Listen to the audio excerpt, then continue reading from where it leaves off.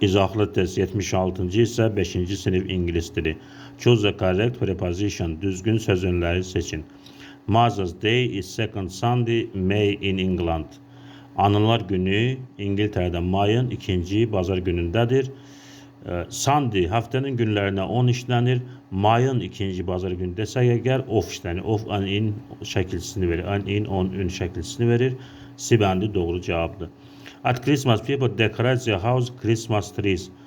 Milad bayramında insanlar evlerini milad ağacı ilə bəzəyirlər. Burada with ilə lala şəklisini verir. Abəndi doğru cavabdır. People celebrate Novruz March 21 in our country.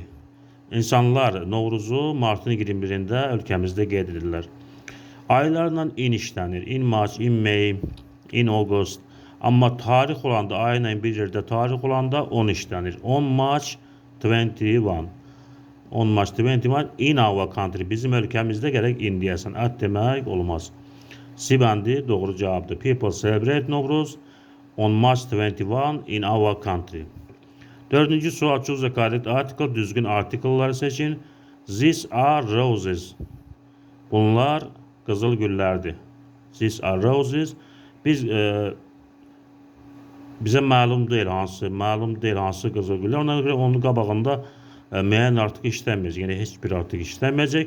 I like to present roses to my mother.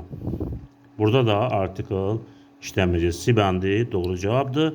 5-6. sualın cevabını şərh bölməsində yazarsınız.